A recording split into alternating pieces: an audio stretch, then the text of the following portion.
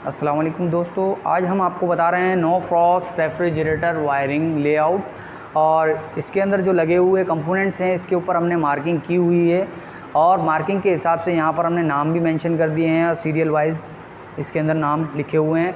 अब हम आपको बताते हैं इसके अंदर जो है इसके अंदर क्या क्या कितने कंपोनेंट्स जो है यूज़ हो रहे हैं। नंबर 1 थर्मोस्टेट स्विच, यहाँ पर हमारे पास नंबर 1 थर्मोस्टेट स्विच ये लगा हुआ है। नंबर 2 है डी फ्रॉस्टिंग टाइमर, तो ये है डी फ्रॉस्टिंग टाइमर। नंबर 3 पे है एवोपरेटर फ़ैन मोटर, तो ये है एवोपरेटर फ़ैन मोटर। नंबर 4 पे है ओवरलोड प्रोटेक्शन डिवाइस, तो यहाँ आपको नज़र आ रहा है नंबर 4 पे ओवरलोड प्रोटेक्शन डिवाइस। नंबर 5 पे है कंप्रेसर मोटर, तो यहाँ नज़र आ रही है आपको कंप्रेसर मोटर नंबर 5 पे कंप्रेसर मोटर। यहाँ पर आपको नज़र आ रहा है नंबर 6 पे पीटीसी रिले, तो यहाँ पर आपका पीटीसी रिले का सिंबल भी बना हुआ है। ये पीटीसी रिले है। पीटीसी रिले असल में ये होती है कि इसका फुल फॉर्म है पॉजिटिव टेम्परेचर कोफिशिएंट रिले। ये पॉजिटिव टेम्परेचर यानी कि पॉजिटिव टेम्परेचर पे काम करती है, ठीक है। अब नंबर 7 पे है डोर स्विच, तो यहाँ पर डोर स्विच लगा हुआ है, बना हुआ है, नज़र आ रहा है आपको नंबर 7 पे डोर स्विच। ये डबल डोर स्विच होता है। यहाँ पर जो है 2 पियानो स्विच इसके अंदर पुश बटन होते हैं, जो दरवाज़े खोलने पे फ़ैन ओपन सर्किट हो जाता है और दरवाज़ा बंद करने पे क्लोज सर्किट होता है। जैसे ही नीचे का कैबिनेट का दरवाज़ा खोलते हैं, डोर खोलते हैं, तो लैंप रोशन हो जाता है और दरवाज़ा बंद करते हैं तो लैंप ओपन सर्किट हो जाता है। इसी तरीके से यहाँ पर आ गया आपका नंबर 8 पे कैबिनेट लैंप, तो ये आपको नज़र आ रहा है कैबिनेट लैंप। नंबर 9 पे है डी फ्रॉस्टिंग थर्मोस्टेट, तो ये है नंबर 9 पे डी फ्रॉस्टिंग थर्मोस्टेट। ये माइनस टेम्परेचर पे बायोमेटल इसके अंदर एक स्टेप होती है, इसको जो है माइनस टेम्परेचर पे ऑपरेट कराता है और थर्मल फ्यूज़ के ज़रिए हीटर को ऑन करता है, ठीक है। ये जितने भी कंपोनेंट्स लगे हुए हैं नो फ्रॉस्ट रेफ्रिजरेटर के अंदर, इसके तमाम कंपोनेंट्स की अलग एक वीडियो बना के आपको हम शेयर करेंगे इंशाल्लाह। उसके अंदर डिटेल में आपको ये सारे कंपोनेंट्स के बारे में बताएंगे और इसको चेक करना और इसको फाइंड आउट करना, इसके टर्मिनल वगैरह के फाइंड आउट भी हम आपको इंशाल्लाह नेक्स्ट वीडियो में बताएंगे।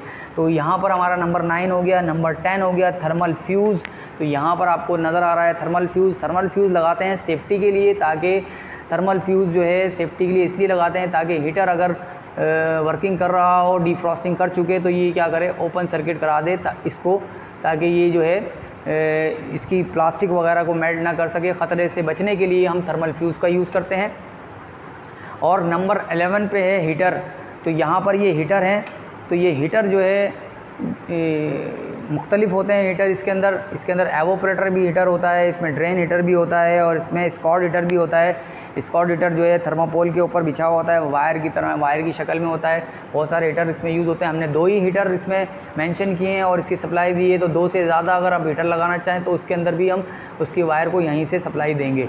तो अब हम इसकी लेआउट बनाते हैं और हम इसकी वायरिंग को मुकम्मल करते हैं। तो अब वायरिंग मुकम्मल करने के लिए हम क्या करते हैं, यहाँ पर फेज़ और लाइन जो हमने यहाँ पर टर्मिनल बनाया हुआ है, ये टर्मिनल PH फेज़ और L से लाइन, यानी कि फ़ेज़ यहाँ से शो कर रहा है डायग्राम के अंदर। तो फेज़ जो है सबसे पहले कहाँ जाता है, थर्मोस्टेट स्विच में जाता है। तो यहाँ से थर्मोस्टेट स्विच के अंदर हम फेज़ को लेके चले गए हैं और इसका जो दूसरा पॉइंट है जो इसकी हाफ़ कहलाती है वो टाइमर में चली जाएगी, टाइमर के कॉमन में जाएगा, ठीक है। अब टाइमर का जो कंप्रेसर को सिलेक्ट करने वाला जो टर्मिनल होगा वो हम कंप्रेसर के लिए लेके जाएंगे और फ़ैन के लिए लेके जाएंगे। तो फ़ैन फोर्स कन्वेक्शन करता है, तो नंबर 3 के अंदर यहाँ से हम फ़ैन मोटर में लेके चले जाएंगे ताकि फोर्स कन्वेक्शन हो सके और कंप्रेसर भी ऑन हो जाए। तो फ़ैन मोटर के ज़रिए हम क्या करेंगे, यहाँ से ले जाएँ या फिर टाइमर के पॉइंट से ले जाएँ, लग्स के ज़रिए यहाँ से जो है टर्मिनल के ज़रिए भी लेके जा सकते हैं और फ़ैन मोटर से भी हम उठा के लेके जा सकते हैं। यहाँ से हम ले जाएंगे कंप्रेसर के कॉमन पॉइंट में, ठीक है।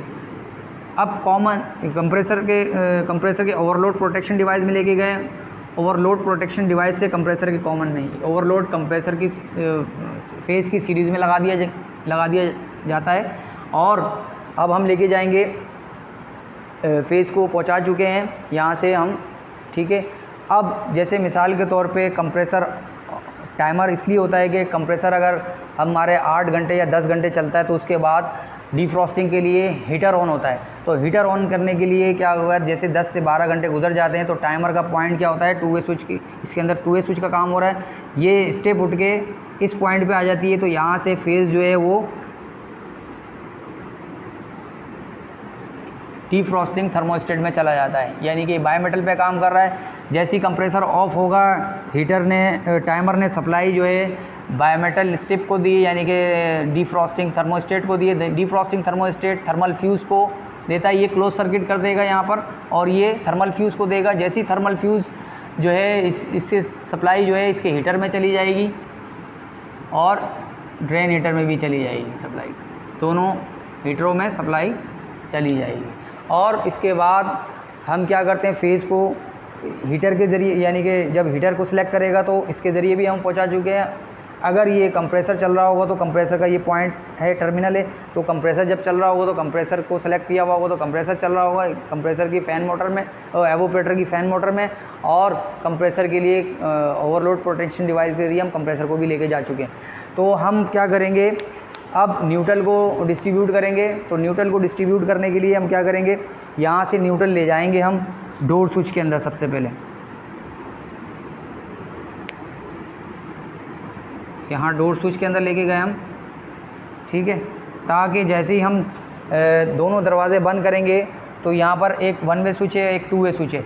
दरवाजे जब क्लोज़ होते हैं तो यहाँ पर क्या होगा, स्विच के ज़रिए यहाँ स्विचिंग होती है और यहाँ फ़ैन मोटर में न्यूट्रल चला जाता है, तो फोर्स कन्वेक्शन शुरू होगी। अगर कंप्रेसर ऑन होगा तो फ़ैन मोटर भी ऑन हो जाएगी, ये डोर स्विच के दरवाजे दोनों बंद होंगे, फोर्स कन्वेक्शन हो रही होगी, ठीक है। अब जैसे ही दरवाज़ा खोलते हैं तो यहाँ से जो है डोर स्विच क्या करेगा, इसका 2 वे स्विच का जो पॉइंट है वो उठ के यहाँ पर चला जाएगा। जैसे ही यहाँ चला जाए तो यहाँ से न्यूट्रल जो है हमारा लैंप के लिए चला जाएगा। तो ये क्रॉस वायरिंग करेंगे, यहाँ से एक और क्रॉस वायरिंग करेंगे, यहाँ से न्यूट्रल हमारा लैंप में चला गया। और लैंप को जो फेज़ आएगा वो डायरेक्टली आएगा, क्योंकि ये हम न्यूट्रल कंट्रोल करके लेके जा रहे हैं नो फ्रॉस्ट रेफ्रिजरेटर में। और फेज़ को हम थर्मोस्टेट पॉइंट से ले लें या डायरेक्ट पीएच जो फेज़ है इधर से हम फेज़ को लेके लैंप में चले जाएंगे, ठीक है। अब हमारी ये वायरिंग यहाँ तक मुकम्मल हो चुकी है। अब हमारे पास जो है कंप्रेसर को ऑपरेट भी कराना है, तो इसको पीटीसी रिले में न्यूट्रल देंगे, और हीटर को भी ऑपरेट कराना है तो इसको भी न्यूट्रल चाहिए। तो यहाँ से हम क्या करेंगे, हीटर को सप्लाई, यानी कि हीटर को न्यूट्रल दे देंगे। ये हीटर को न्यूट्रल चला गया है और हीटर तक हम न्यूट्रल पहुंचा चुके हैं। अब हम रिले के ज़रिए जो है कंप्रेसर को भी रनिंग में जो है न्यूट्रल दे देंगे। यहीं से हम जो हीटर को न्यूट्रल जा रहा है, यहीं से हम क्या करेंगे, इसको रिले के अंदर, पीटीसी रिले के अंदर भी न्यूट्रल को इन कर देंगे। अब यहाँ इन हो चुका है, ये यहाँ तक हमारी वायरिंग मुकम्मल हो चुकी है लेआउट। और अब हम जो है टाइमर को जो है न्यूट्रल देंगे, क्योंकि टाइमर की मोटर जो है ऑपरेट जब होगी जब इसको न्यूट्रल मिलेगा। तो न्यूट्रल कब मिलता है, जब डिफ्रॉस्टिंग हो चुकी होती है और हीटर जो है अपना डिफ्रॉस्टिंग कर चुका होता है, और ये बायोमेटल जो थर्मोस्टेट हीटिंग थर्मोस्टेट स्विच है ये ओपन सर्किट हो जाता है। तो ये क्या करता है, यहाँ से फेज़ जो है, अब टाइमर तो यहाँ से इसको यहाँ से जो है कॉन्टेक्ट्स मिला के रखता है, इस पॉइंट पे देता है न्यूट्रल तो फेज़, तो ये माइनस टेम्परेचर पे ऑन होता है, क्योंकि इसके अंदर होता है बायोमेटल। बायोमेटल क्या करता है, क्लोज सर्किट कर देता है। तो जब हीटर को सप्लाई जाती है तो हीटर ऑन हो जाता है, ये डिफ्रॉस्टिंग कर देता है। डिफ्रॉस्टिंग करने के बाद ये फिर दोबारा इसको हीट मिलती है, तो ये क्या कर देता है, फिर ओपन सर्किट हो जाता है। जैसे ये ओपन सर्किट होता है तो इसके अंदर से जो न्यूट्रल इसको हीटर को मिल रहा है, तो इसका न्यूट्रल जो है वो रिटर्न करता है, बैग होता है, तो थर्मल फ्यूज़ में आता है, क्योंकि ये कॉन्टेक्ट्स क्लोज होते हैं थर्मल फ्यूज़ के। तो थर्मल फ्यूज़ के जो ये वाला पॉइंट है, इस वाले पॉइंट से क्या करेंगे, न्यूट्रल को हम वापस इस टाइमर के लिए ले जाएंगे। अब इसको न्यूट्रल कैसे मिला, जब डिफ्रॉस्टिंग इसकी ख़त्म हो गई और इसको जैसे ही टेम्परेचर महसूस हुआ, हीट महसूस हुई, ये इसने क्या किया, बायोमेटल के ज़रिए ओपन सर्किट कर दिया और यहाँ से न्यूट्रल जो है फेज़ जाना बंद हो गया। और न्यूट्रल ये क्या करेगा, इसके अंदर बैग होगा।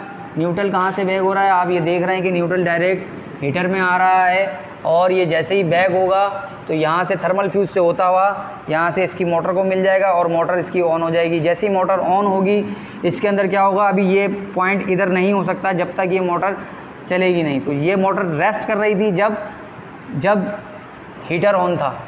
जब हीटर ऑन था तो इस मोटर को रेस्ट मिला हुआ था, क्योंकि ये 12 घंटे मुसलसल या 8 घंटे के लिए टाइमर कंप्रेसर को ऑन रखती है। तो वो फ्रॉस्टिंग उसके ऊपर एवोपरेटर पे हो रही होती है और फोर्स कन्वेक्शन के तहत वहाँ पर पूरे सिस्टम में टेम्परेचर मेंटेन हो रहा होता है।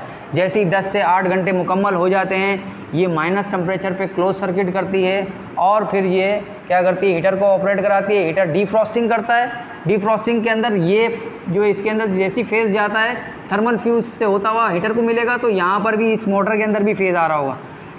जब यहाँ से फेज़ इसको भी मिलेगा और थर्मोस्टेट से भी फेज़ मिल रहा है तो इस मोटर को दोनों तरफ से फेज़ मिलेगा। उस टाइम क्या होगी, मोटर रेस्ट कर रही होगी, ठीक है। और जैसे ही ये ओपन सर्किट होगा इसको न्यूट्रल बैक होके मिलेगा, ठीक है, और फेज़ यहाँ से मिल रहा है तो ये टाइमर मोटर फिर ऑन हो जाएगी। जैसे ही टाइमर मोटर ऑन होगी तो ये इसकी गरारियाँ चलेंगी। 10 से 15 मिनट का फिर वेट हमने करना पड़ेगा। फिर ये क्या करेगा, जैसे ही गरारियाँ घूमेंगी तो ये अपने पॉइंट को फिर दोबारा इस पॉइंट पे लेके आ जाएगी और ये कंप्रेसर हमारा दोबारा ऑन हो जाएगा। इस तरीके से हमारा ये पूरा रेफ्रिजरेटर की मुकम्मल नो फ्रॉस्ट वायरिंग मुकम्मल हमारी हो चुकी है।